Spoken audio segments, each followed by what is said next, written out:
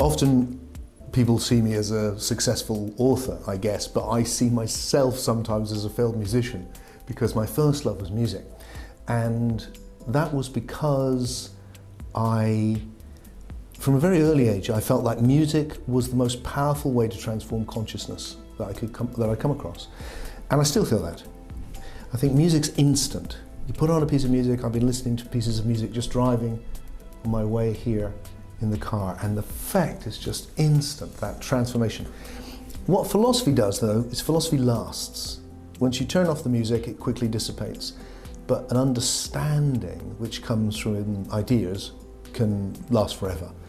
So there's pros and cons. And my own journey was right up until about the age of my early 30s, mid 30s.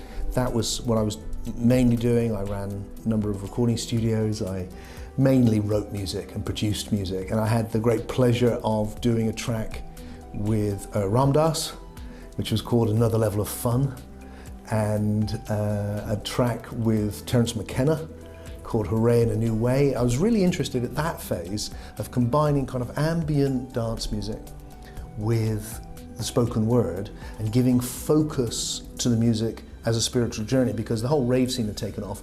I was older, so it was amazing to me. I mean, I went and remember vividly going to my first rave and seeing all of these kids, they seemed to me much younger than me, just dancing like crazy, and thinking, God, when I was that age, it was very different. We had, you know, the girls would dance around their handbags and the boys would look sheepishly on the corner and thinking, oh God, how do I handle this?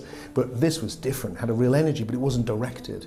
So we set out to create music which directed it and shows. So we did a whole shamanic rave show, which we did in London and Glastonbury, and was a theatrical event around the nature of the planet, Mother Earth, and around the ecological crisis, which was just beginning to come to the fore.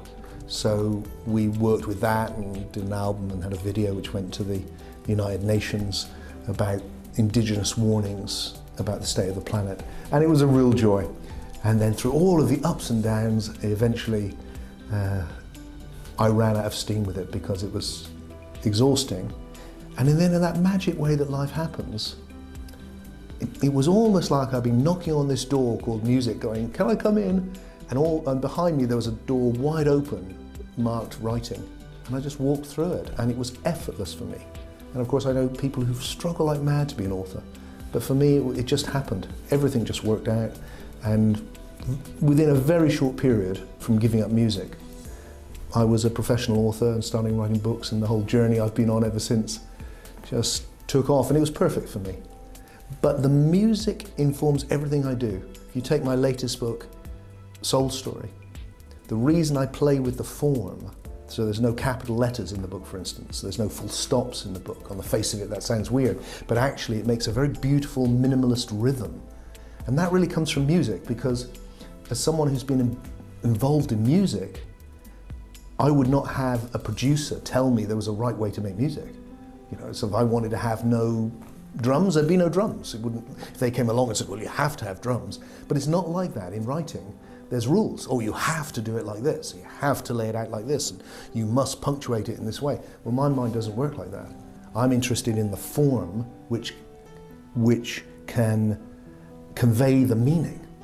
And I think that's done me the world of good. And I also think it's why my books tend to be very punchy.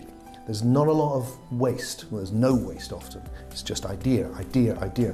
And that comes from working with a format of art like music, where things are very compact, and you're really looking for what's the minimum thing I need to make this work.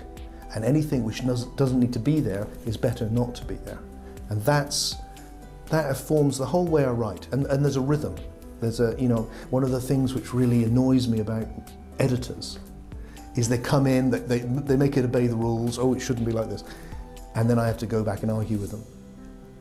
And what they do is they mess with the rhythm, because they don't think there's rhythm to writing. Whereas for me, every sentence has a rhythm which affects the rhythm of the one before and after.